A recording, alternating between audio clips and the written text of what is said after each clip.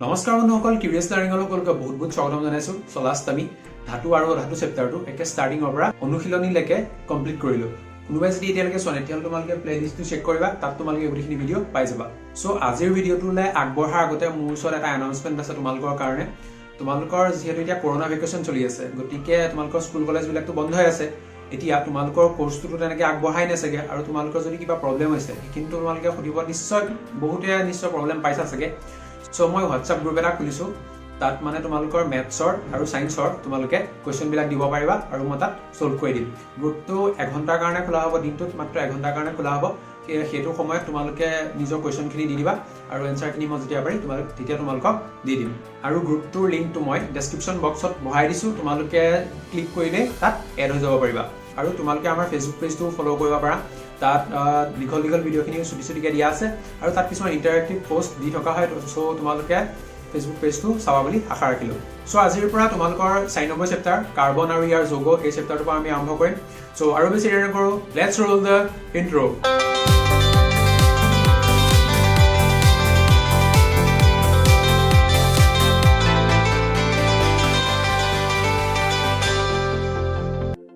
এতিয়া first of all তোমালোকে কাৰ্বনৰ মহিমাটো বুজিবলৈ তাৰ আগতে তোমালোকে সহযোজী বান্ধনীটো একদম ভালকৈ বুজি পাব লাগিব। সহযোজী বান্ধনী কি হয়, সহযোজী বান্ধনী কেনেকৈ গঠন হয়, single bond, double bond, triple bond, একবান্ধনী, দ্বিবান্ধনী, ত্ৰিবান্ধনী, এইবিলাক কেনেকৈ কি গঠিত হয় সেই বস্তুখিনি তোমালোকে ভালকৈ গম পাব লাগিব। তেতিয়া তোমালোকে কাৰ্বন চেপ্টাৰটো তেতিয়াহে মানে পঢ়ি পেলাই ইণ্টাৰেষ্ট পাবা বা বুজি পাবা। আৰু অলৰেডি মই সহযোজী বান্ধনীৰ ওপৰত এটা ভিডিঅ' বনাইছোঁ, তোমালোকে এইটো ভিডিঅ' চালে তোমালোকে সহযোজী বান্ধনীৰ ওপৰত এটা আইডিয়া ল'ব পাৰিবা। যদি তোমালোকে এতিয়ালৈকে চোৱা নাই তেতিয়াহ'লে এইটো ভিডিঅ' চাবা আৰু ডিটেইলছকৈ আমি এইটো ভিডিঅ'ত আলোচনা কৰিম। এতিয়া আয়নীয় যৌগৰ গঠন আৰু আয়নীয় যৌগৰ ধৰ্ম, এই দুটা টপিকৰ ওপৰত মই দুটা ভিডিঅ' অলৰেডি বনাই থৈছোঁ। তোমালোকে এতিয়ালৈকে যদি চোৱা নাই তেতিয়াহ'লে এইকেইটা চাব পাৰিবা,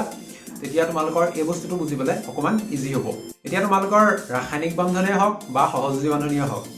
মেইন ৰ'লটো কোনে প্লে' কৰে বাৰু? মেইন ৰ'লটো সদায় সম্ভ্ৰান্ত গেছকেইটাই কৰে, কাৰণ সম্ভ্ৰান্ত গেছকেইটা নিজে সুস্থিৰ, ঠিক আছে। তাৰমানে এহেঁতৰ বাহিৰত যিকেইটা ইলেক্ট্ৰন থাকিব সেইকেইটা সদায় ভৰ্তি হৈ থাকে, ঠিক আছে। এতিয়া আমি জানো আয়নীয় যৌগ সাধাৰণতে ধাতু আৰু অধাতুৱে ইলেক্ট্ৰনৰ ট্ৰেন্সফাৰ কৰি পেলাই গঠন কৰে, ঠিক আছে। সহযোজী বান্ধনীটো কি, এইটো অলপ বেলেগ। সহযোজী বান্ধনী কেনেকৈ গঠন হয়? সহযোজী বান্ধনীয়ে ইলেক্ট্ৰনৰ ভাগ বতৰা কৰি পেলাই বণ্ডটো ফৰ্ম কৰে, ঠিক আছে। এতিয়া সাধাৰণতে যিবিলাক ধাতুৱে আয়নীয় যৌগ গঠন কৰে তাহাঁতৰ কি হয়, বাহিৰত থকা ইলেক্ট্ৰন এটা,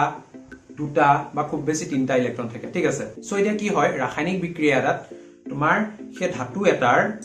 বাহিৰত থকা ইলেক্ট্ৰন এটা এৰি দি পেলাই নিজে সুস্থিৰ হ'বলৈ বেছি সুবিধা হয়। ছাপ'জ আমি ছ'ডিয়ামৰ এক্সাম্পল এটা লৈছোঁ। ছ'ডিয়ামৰ ইলেক্ট্ৰনীয় বিন্যাস কিমান? 2 8 1, ঠিক আছে। চ' কি হয়, ছ'ডিয়ামে সেই এটা ইলেক্ট্ৰন এৰি পেলাই নিয়নৰ সম্ভ্ৰান্ত অৱস্থা লাভ কৰিব পাৰে আৰু সেইটো তাৰ কাৰণে ইজি হয়, ঠিক আছে। কিন্তু ছ'ডিয়ামে 7টা ইলেক্ট্ৰন এক্সট্ৰাকৈ লৈ পেলাই আৰ্গনৰ অৱস্থা পাবগৈ নোৱাৰে। তাৰমানে ৰাসায়নিক বিক্ৰিয়া এটাত সি 7টা ইলেক্ট্ৰন সি লৈ ল'ব নোৱাৰে, ঠিক আছে।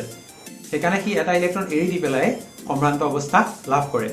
এতিয়া চাবা ক্লৰিনৰ ক্ষেত্ৰত কি হয়। ক্লৰিনৰ ইলেক্ট্ৰনীয় বিন্যাস কিমান? 2 8 7, ঠিক আছে। এতিয়া ক্লৰিন এটাৰ বাহিৰৰ চেলটো ফিল আপ কৰিবৰ কাৰণে সি 7টা ইলেক্ট্ৰন এৰি দিব নোৱাৰে। ছ'ডিয়ামে যেনেকৈ এটা ইলেক্ট্ৰন এৰি দিলে, ক্লৰিনে তেনেকৈ 7টা ইলেক্ট্ৰন এৰি দিব নোৱাৰে। চ' সি সুস্থিৰ হ'বৰ কাৰণে হয়তো বেলেগৰ পৰা ইলেক্ট্ৰন এটা ল'ব লাগিব, নাইবা তাৰ সেই বাহিৰৰ 7টা ইলেক্ট্ৰনে বেলেগৰ লগত ইলেক্ট্ৰনৰ ভাগ বতৰা কৰি পেলাই বণ্ড ফৰ্ম কৰিব লাগিব। ত' বুজিবলৈ দিগদাৰ আছে চাগে। হাইড্ৰজেন অণু কেনেকৈ গঠন হয় সেইটো আমি চাম, তেতিয়া তোমালোকে নিশ্চয় বুজি পাই যাবা, ঠিক আছে। এতিয়া হাইড্ৰজেন অণু গঠন হ'বলৈ মিনিমাম আমাক কি লাগিব? 2টা হাইড্ৰজেন লাগিব, ঠিক আছে। এতিয়া হাইড্ৰজেনৰ পৰমাণু ক্ৰমাংক কিমান? 1। হাইড্ৰজেনৰ ইলেক্ট্ৰনীয় বিন্যাস কিমান? 1। চ' ইলেক্ট্ৰন ফুটচিত্ৰ আঁকিলে হাইড্ৰজেনটো দেখিবলৈ এনেকুৱা হ'ব, ঠিক আছে। এতিয়া এইটো হাইড্ৰজেনৰ লগত আমি আৰু এটা হাইড্ৰজেন যোগ কৰিম, ঠিক আছে। এতিয়া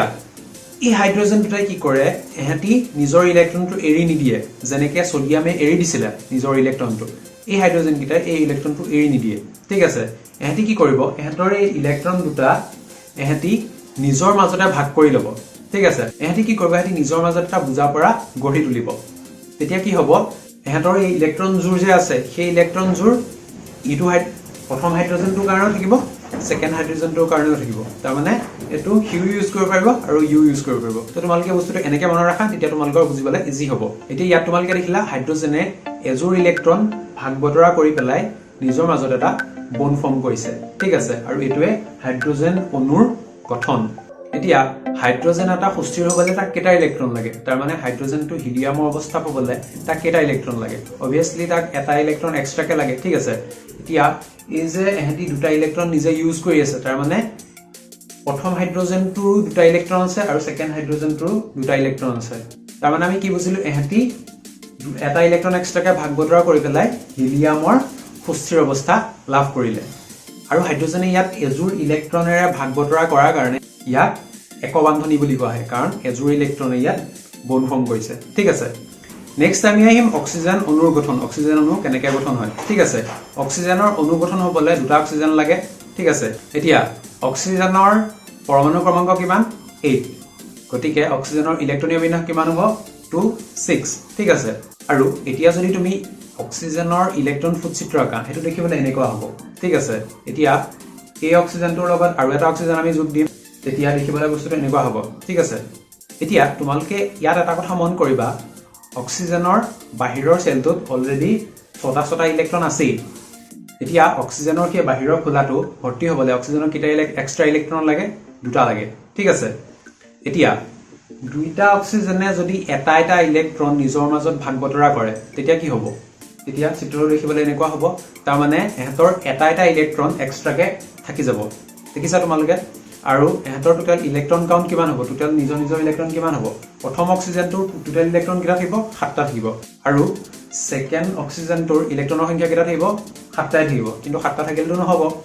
ঠিক আছে আৰু ইয়াত আমি কি দেখিছো এহতৰ নিজৰ এটা ইলেক্ট্ৰন এক্সট্ৰা হৈ আছে ঠিক আছে এতিয়া অক্সিজেন দুটা কি কৰিব এই যে এক্সট্ৰা হৈ আছে ইলেক্ট্ৰন দুটা এইগিটা ইলেক্ট্ৰনো ভাগ বতৰা কৰি পেলাই হেতি বন্ড এটা ফৰ্ম কৰিব অলৰেডি আমি এজোৰ ইলেক্ট্ৰন পালোৱে এজোৰ ইলেক্ট্ৰন হেতি ভাগ বতৰা কৰিলে কিন্তু কি হ'ল প্ৰবলেমটো এজোৰ ইলেক্ট্ৰন ভাগ বতৰা কৰোতে এহতৰ টোটাল ইলেক্ট্ৰনৰ পৰিমাণ 8টা নহল ঠিক আছে গতিকে এহেতি সেকেন্ড বাৰ এই এক্সট্ৰা থকা ইলেক্ট্ৰন গিটাৰে আকৌ বন্ড ফৰ্ম কৰিব ঠিক আছে তেতিয়া হলে কি হ'ব এহেতি দুজোৰ ইলেক্ট্ৰন নিজৰ মাজত ভাগ বতৰা কৰি থাকিব আৰু যেতিয়া এহেতি নিজৰ মাজত দুজোৰ ইলেক্ট্ৰন ভাগ বতৰা কৰিব তেতিয়া হলে এহেতৰ ইলেক্ট্ৰন কাউন্ট কিমান হ'ব দুটা চাৰিটা আৰু 4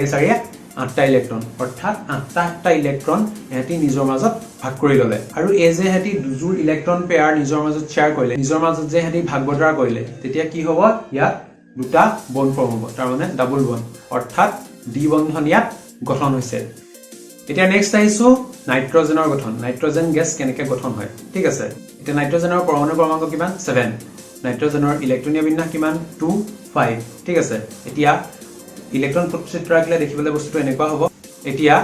প্ৰথম নাইট্ৰজেনটো তোমালকে চাবা 3টা ইলেক্ট্ৰন এক্সট্ৰা হৈ আছে 3টা ইলেক্ট্ৰনৰ লগত মানে অকলে আছে 3টা ইলেক্ট্ৰন ঠিক আছে ঠিক একেদৰে সেকেন্ড নাইট্ৰজেনটো 3টা ইলেক্ট্ৰন এক্সট্ৰাকে আছে ঠিক আছে এতিয়া কি হ'ব এতিয়া এই নাইট্ৰজেন পৰমাণু দুটাই কি কৰিব সেই যে এক্সট্ৰা হৈ আছে হেতৰ ইলেক্ট্ৰন গিটা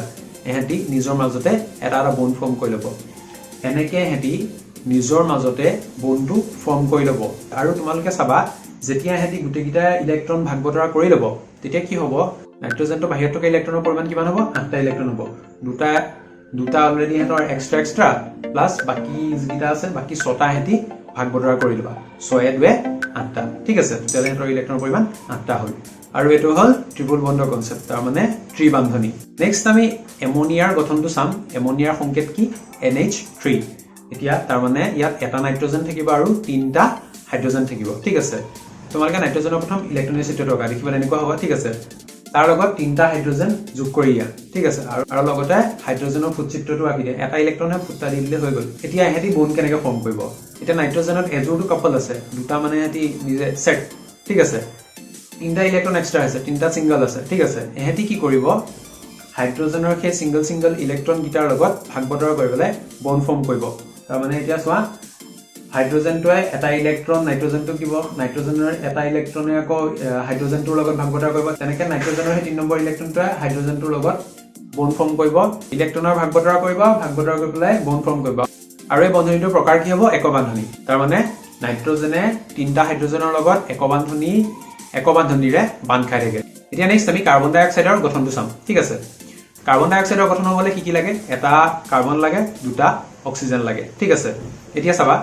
এতিয়া কাৰ্বনৰ আমি ইলেক্ট্ৰনীয় বিন্যাস লিখলাম কিমান 2 4 তাৰ মানে কাৰ্বনৰ 4টা ইলেক্ট্ৰন বাহিৰত আছে ইলেক্ট্ৰনৰ চিত্ৰ আঁকিলে কেনেকুৱা হ'ব দেখিবলৈ এনেকুৱা হ'ব ঠিক আছে ঠিক তেনেকৈ অক্সিজেন আমাক দুটা লাগিব চিত্ৰটো আমি অকমান বেলেগ কৰি দিছো অক্সিজেনটো আমি আগত লিখিছো কাৰ্বনটো মাজত দিছো আৰু অক্সিজেন আৰু এটা সাইডত লিখি দিছো তেতিয়া আমাৰ বন্ডটো ফৰ্ম কৰিবলৈ বেছি ইজি হ'ব ঠিক আছে এতিয়া অক্সিজেনৰ ইলেক্ট্ৰন সংখ্যা কিমান 2 6 ঠিক আছে এতিয়া ইলেক্ট্ৰনীয় চিত্ৰ আঁকিলে দেখিবলৈ কেনেকুৱা হ'ব দেখিবলৈ এনেকুৱা হ'ব এতিয়া তোমালোকে চাবা যদি কাৰ্বনে নিজৰ এটা ইলেক্ট্ৰন আৰু অক্সিজেনৰ এটা ইলেক্ট্ৰনৰ লগত যদি তেতিয়া কাৰ্বনৰ ইলেক্ট্ৰনৰ পৰিমাণ টোটাল কিমান হ'ব 5টা হ'ব ঠিক আছে ঠিক একেদৰে আকৌ সেই একেটা অক্সিজেনৰ লগত যদি কাৰ্বনে আকৌ ইলেক্ট্ৰন এজোৰ ভাগ বতৰা কৰে তেতিয়া কি হ'ব কাৰ্বনৰ টোটাল ইলেক্ট্ৰনৰ পৰিমাণ কিমান হ'ব 6টা ঠিক আছে আৰু তেতিয়া কি হ'ব প্ৰথম অক্সিজেনটোৰ ইলেক্ট্ৰনৰ সংখ্যা কিমান হ'ব প্ৰথম অক্সিজেনটোৰ টোটাল বাহিৰত থকা ইলেক্ট্ৰনৰ পৰিমাণ কিমান হ'ব 2 2 4টা আৰু 4 4 8টা ঠিক আছে তাৰ মানে তাৰ বাহিৰ মানে প্ৰথম অক্সিজেনটো সুস্থিৰ হৈ গ'ল এতিয়া সুস্থিৰ কোন কোন নাই হোৱা কাৰ্বন এই কাৰ্বনটো নাই হোৱা আৰু সেকেন্ড অক্সিজেনটো নাই হোৱা ঠিক একেদৰে সেই কাৰ্বনটোৱে যদি সেই সিঙ্গল ইলেক্ট্ৰন দুটা সেকেন্ড অক্সিজেনটোৰ লগত ভাগ বতৰা কৰে তেতিয়া কি হ'ব কাৰ্বনৰ টোটাল ইলেক্ট্ৰনৰ পৰিমাণ কিটা হ'ব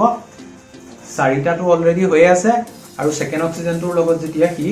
ভাগ বতৰা কৰিব তেতিয়া তাৰ ইলেক্ট্ৰনৰ টোটাল পৰিমাণ কিমান হ'ব 8টা আৰু সেকেন্ড অক্সিজেনটোৰো ইলেক্ট্ৰনৰ পৰিমাণ কিটা হ'ব 2 2 4 4 4 8টা তাৰ মানে গুটিকিটা পৰমাণু নিজে নিজে সুস্থিৰ হৈ গ'ল ঠিক আছে এতিয়া অক্সিজেন আৰু কাৰ্বনে কেজুৰ ইলেক্ট্ৰন নিজৰ মাজত ভাগ বতৰা কৰিছে দুজুৰকে হেতি ইলেক্ট্ৰন ভাগ বতৰা কৰিছে ঠিক আছে গতিকে কাৰ্বন ডাই অক্সাইডত দুজুৰ ডাবল বন্ড থাকিব and the last but not the least মিথেনৰ আমি গঠনটো এতিয়া চাম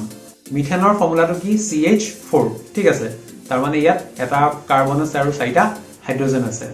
ঠিক আছে এতিয়া কাৰ্বনৰ ইলেক্ট্ৰন ফুটচিত্ৰ আঁকিলে কেনেকুৱা হ'ব দেখিবলৈ এনেকুৱা হ'ব ঠিক আছে তাৰ মানে ইয়াৰ চাৰিওটা সাইডে ইলেক্ট্ৰন সিঙ্গল হৈ আছে এতিয়া কৰিব কি লাগে জাস্ট 4টা হাইড্ৰোজেন আনি পেলাই সেই সিঙ্গল থকা সাইড গিটাৰে যদি ভাগ বতৰা কৰে তাৰ মানে